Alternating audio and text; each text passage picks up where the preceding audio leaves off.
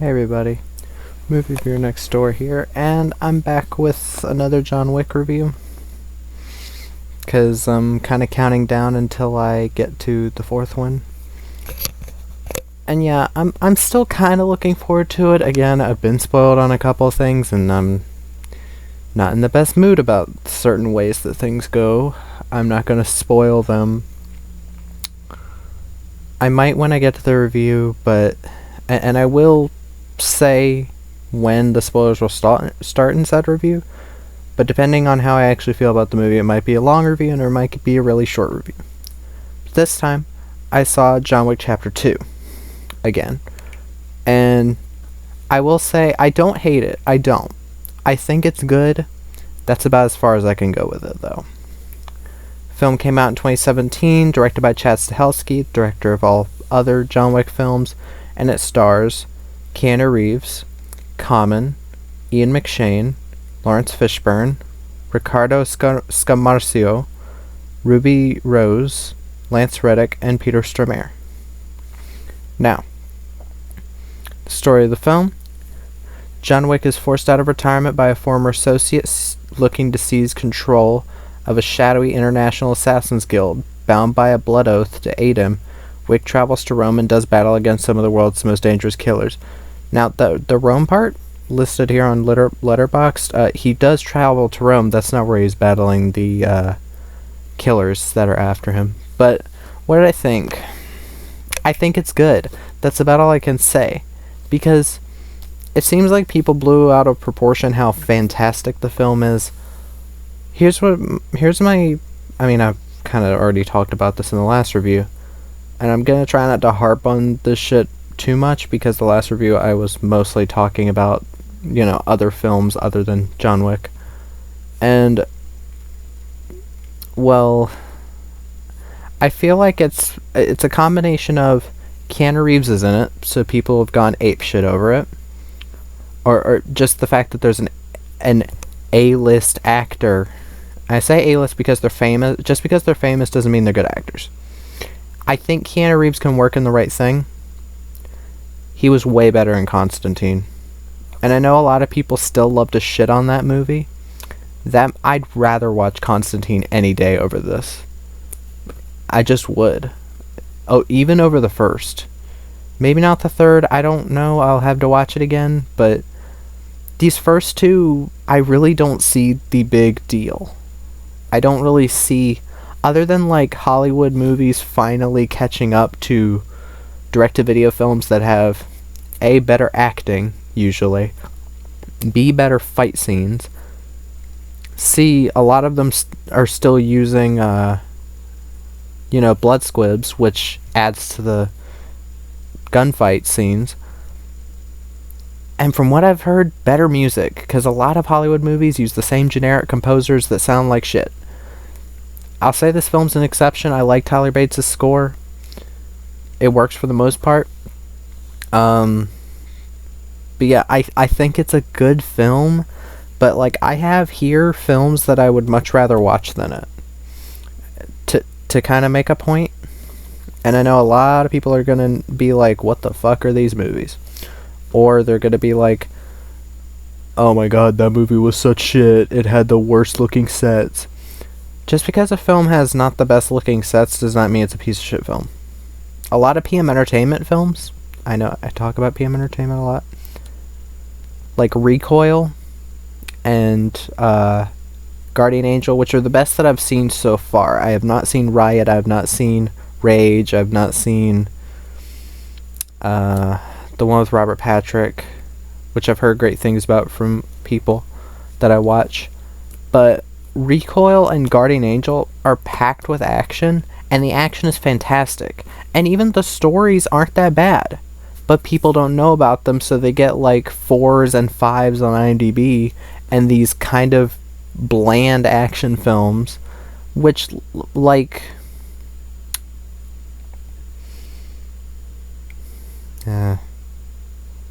whatever. A lot of these bland action films, like Mad Max Fury Road, the one action scene I saw from it, I was like, okay, it looks pretty, but it's not that involving.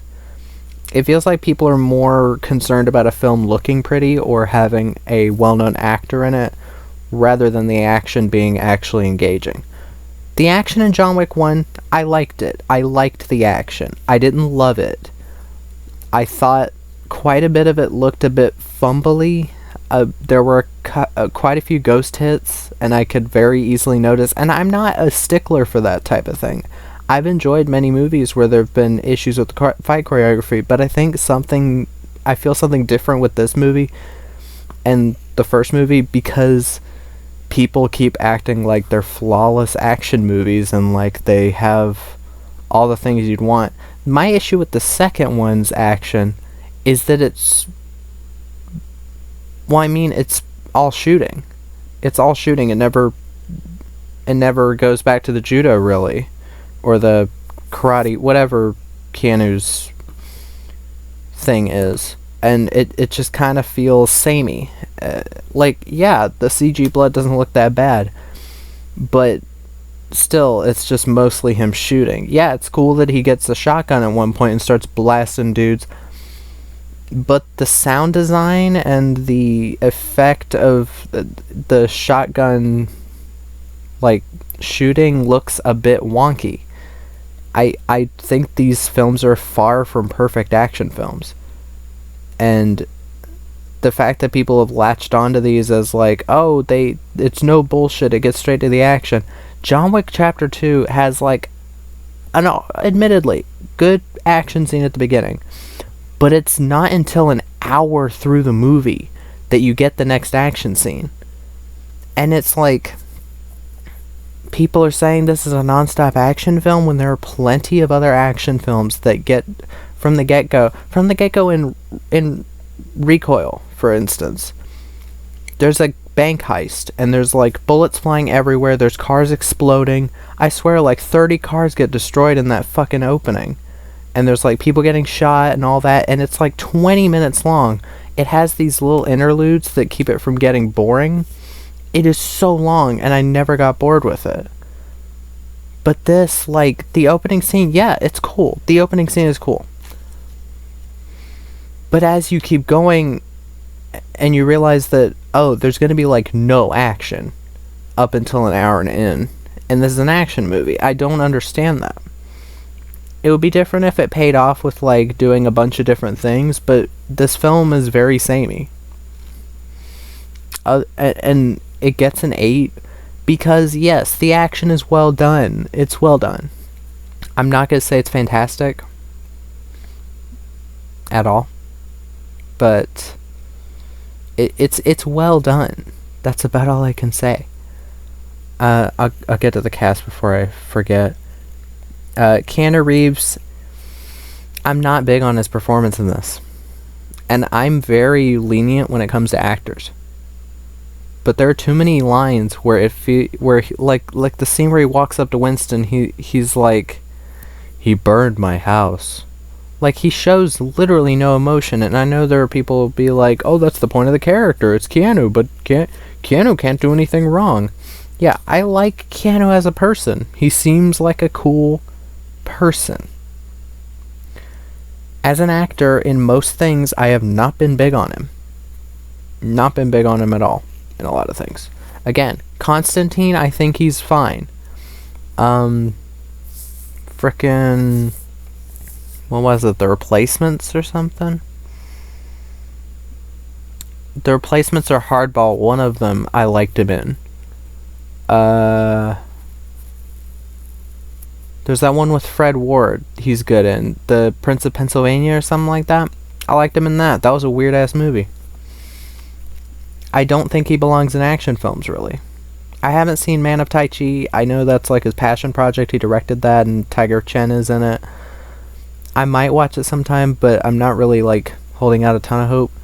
But yeah, he's meh in this. That's about all I can say. He's fine in the fight scenes, but there's not really any fight scenes. It's more shootouts. Which I'm fine with shootouts. I'm fine with movies that have just shooting. But people are talking about these films as if they are the be-all, end-all for action, and you'll never have to watch another action movie again. Yeah, I'll watch plenty of other action movies. But I'll get to that. Common, he's fine as Cashin. He's the bodyguard of the woman that John has to kill in order to win his freedom, and then after that, the guy turns his back on him. Common should have been the main villain. He should have had more time to develop his character. We should have been developing his character the entire time, and he only gets like 2 scenes with John. I would have liked to have seen him return in the third film, and him turn out to be the third villain, because the villain of the third movie is a piece of shit. Fucking what's her name? Fucking, God, she's so bad.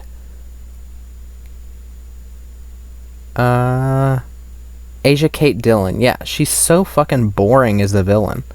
I don't know why anyone liked her in that film. And as I remember, she doesn't die. She just makes it. But yeah, like, I wish Common was the main villain, because the villain in this is shit. He's fucking boring. And I like Common as an actor. I've liked him in action movies. I liked him in, what was it? The Informer. I liked him in The Informer. I liked him in Ava with Jessica Chastain. Yeah, just like him in general. I have no real issues with him as an actor, as a rapper turned actor. Ian McShane is Winston. He's fine. Lawrence Fishburne. I really liked him as Bowery King. I thought he gave a bit of a jovial mood to his character, and I really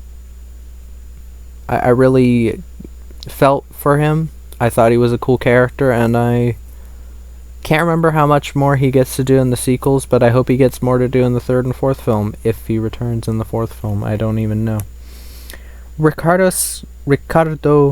Scamarcio as Santino D'Antonio.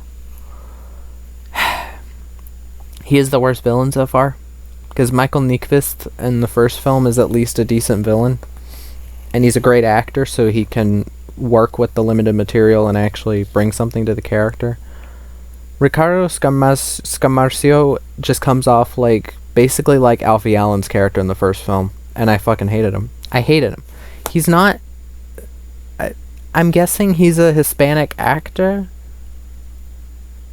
No, he's Italian. Okay. He's an Italian actor.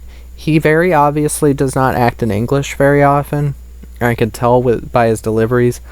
I'm just not a big fan of his acting. I'd rather Ruby Rose was the main villain. That's sad. When I'd rather Ruby fucking Rose. Ruby... the Doorman, Ruby Vanquish, Ruby Rose. I'd rather Ruby Rose as the villain, because at least she's interesting. Her character is interesting. With the limited stuff we know about her character, I was more interested in Ruby Rose's character, and I wish she got more fight scenes, because it seems like she's actually into the fight scenes as well. Because, like, she's showing agility, she's showing, like, different moves. And there's actual, like, fucking martial arts when she's on screen. I don't know if she's a martial artist, but she was such a better villain as Ares. She's, like, mute. I don't know if it's just that she's mute, deaf. She's not blind. She's either deaf or mute, and she signs. And I liked her. I think she was interesting. This is by far her best acting. And I think she can work physically acting, and I just wish she was the main villain. Lance Reddick, he was fine as Sharon. Again, I don't know exactly how to talk about actors like that, because he's not really in the movie much. He's in the movie maybe 2 minutes, so not much to say. And Peter Stormare as Abram Tarasov, he's supposed to be the brother of Michael Nyqvist's villain Yosef, I think it was, or Abram? No, I just said the same name twice. Viggo. I guess he's supposed to be the brother.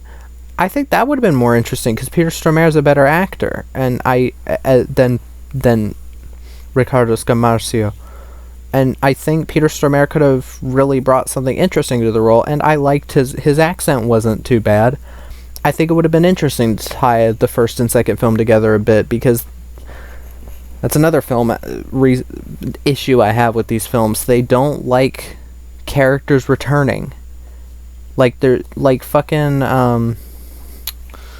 what's his name from the first one that like cleans up the bodies? David Patrick Kelly doesn't return as Charlie, the guy that cleans up the bodies. He doesn't return. John Leguizamo's wasted just to be on screen. He doesn't have any speaking. He doesn't have any lines. And he's a character actor. Why not? You already have him. Have him do something. Like... And, like, I just don't understand what Chad Stahelski's deal is with returning characters, because from what I remember, Common's character doesn't return in the third film. That pisses me off, because Common's character was interesting. He wanted to fight Wick because John Wick killed his friend, the woman he was protecting, and it makes him look bad. And he also had a friendly bond with her. That would have been a much more interesting villain to have. Common, Ruby Rose, and Peter Stormare would have all three been much better villains, and it would have made this a much better film. I don't hate the film. Again, I don't hate the film. I'm just tired of every action film that has like, oh, look, it looks like it has a budget. That's the best action movie of all time. No. Hard Boiled beats all three of these films out of the water. Yes, even the third one that I said was possibly my favorite. Beats them out of the water because A, all of the actors are on top form in that film. Every action scene is fucking awesome with all this agility, like people flying through the air. It's very creative.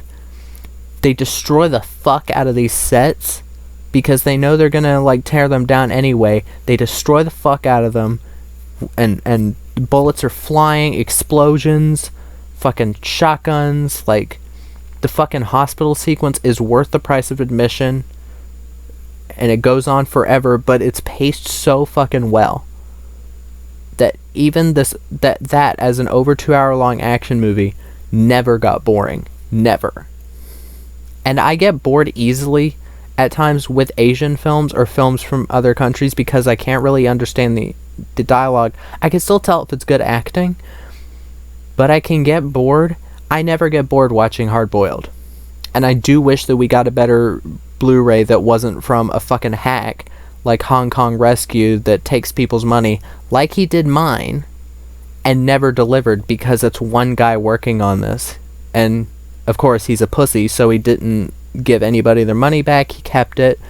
And yeah, a lot of people are out of Blu-rays.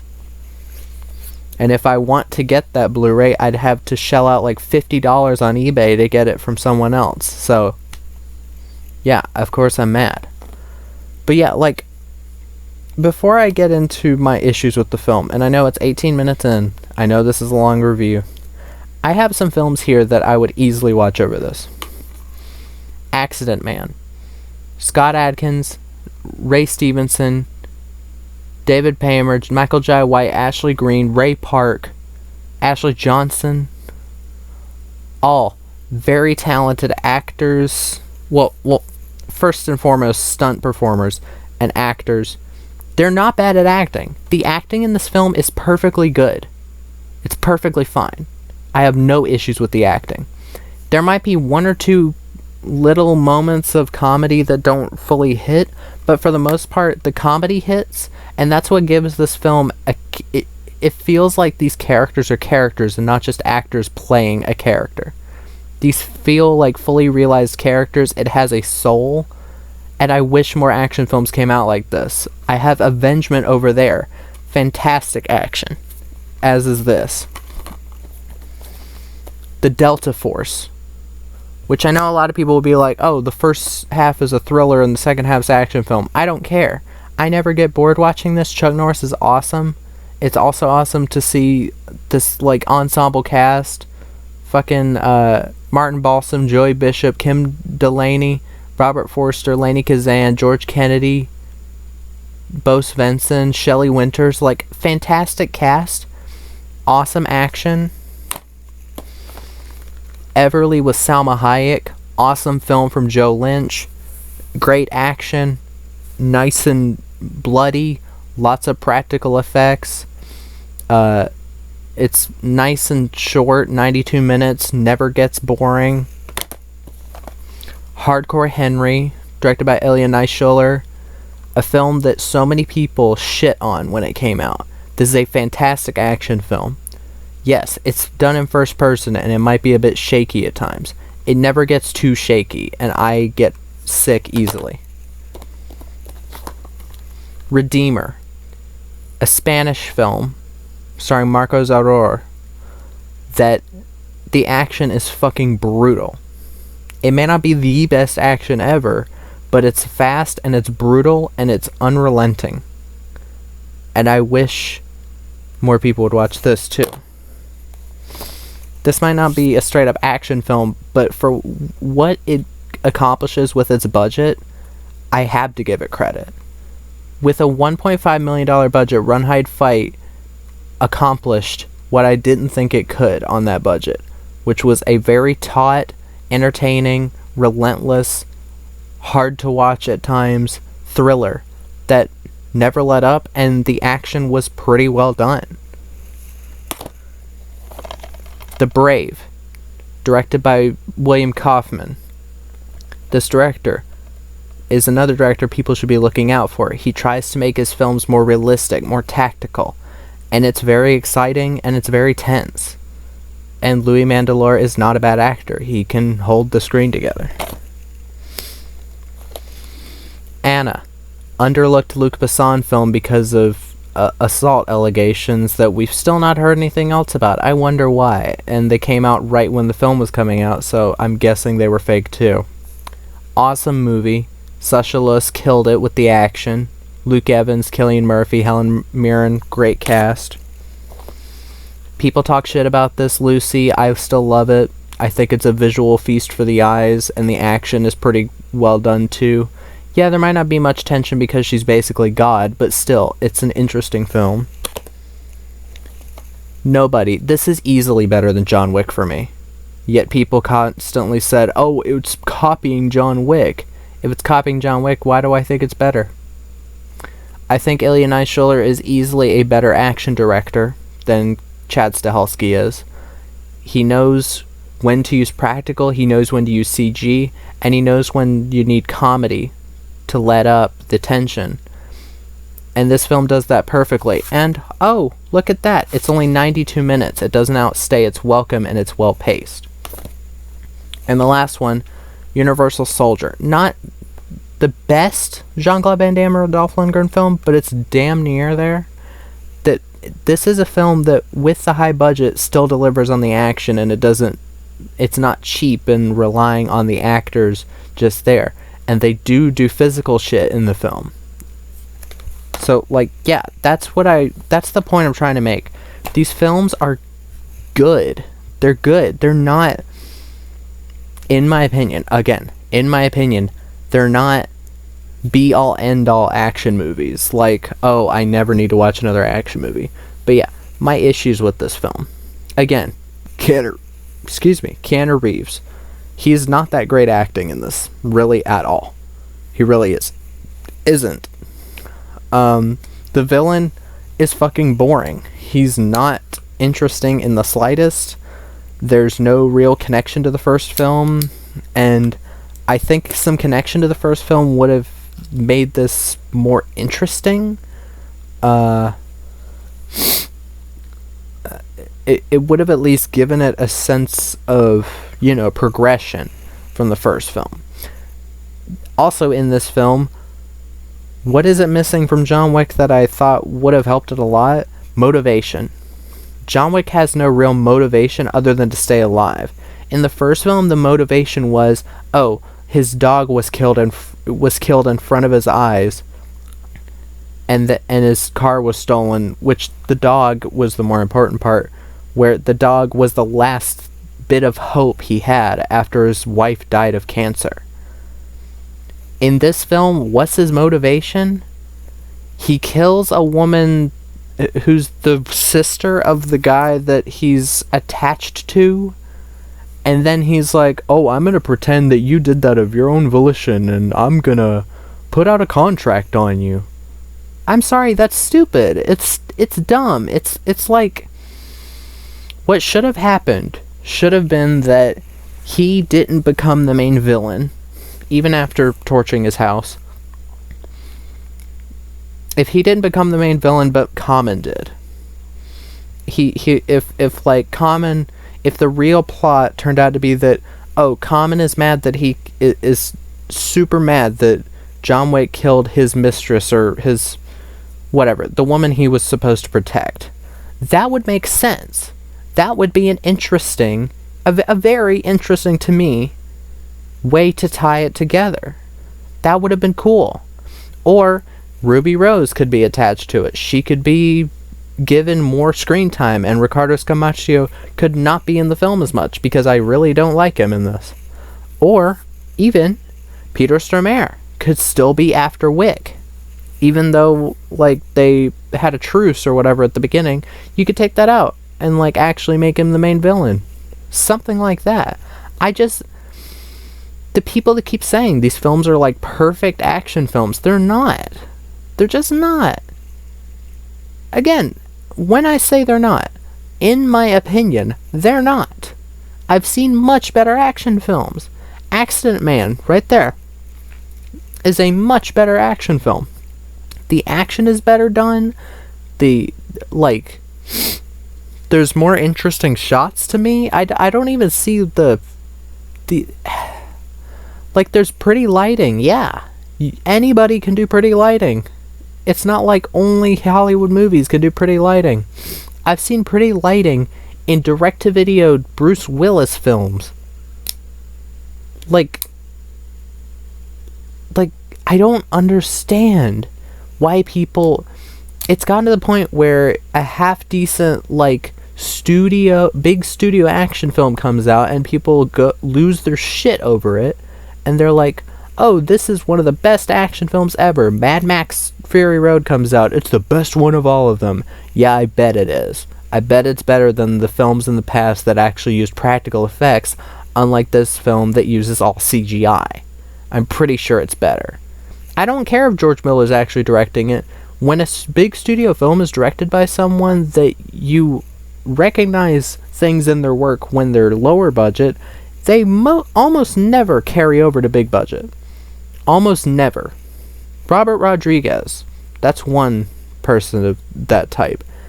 His whole, like, comedic style and all that, when he did Battle Angel Alita, none of that was in it. That's why it wasn't good. That's why. That's why no one who likes... Well, a lot of people that like Robert Rodriguez's older stuff, like El Mariachi and Desperado and From Dusk Till Dawn, watch that, and they're like, no, this is a muted PG-13 mess. Because the original Battle Angel Alita anime, hate to break it to you, pretty gory and pretty violent, and had some pretty strong themes that would not have made it into a PG-13. So yeah, it's not a good adaptation. Like, I'm getting mad in a review where I give the film an 8 out of 10. And I mean, I know why. I'm very excitable. But yeah, like, this film, again, I don't hate it. I just think there's so many missed opportunities that, again, when I watch the third film, maybe I'll change my mind on some things. I don't know. But I'm not really looking forward to the fourth one being 3 hours long. I'm hearing some people saying, oh, it flies by. Well, I mean, it's also setting up spin-offs instead of actually adding more to John Wick's character, but whatever. Basically, nothing's added to John Wick's character in this film. Again, like, they throw Common out of the film basically halfway through it, onto the train. He just leaves the film. No, like, satisfying ending to his character at all. I don't want to hear the word nuance when I say that. It's not a satisfying ending to his character. They could have brought him back in the third one, and they didn't. I remember in the third one there was also Angelica Houston. From what I hear, she's not in the third one. Halle Berry's not in the third one. Fucking Lawrence Fishburne apparently is wasted in the third one, as is Winston, and as is Lance Reddick. So, or Sharon, that's his character's name. But yeah, that's really my thoughts, and I can't say much more. John Wick Chapter 2 is good. That's about it. So, hope you enjoyed the review. If you liked the review, comment down below, like, subscribe, whatever, and movie reviewer next door out.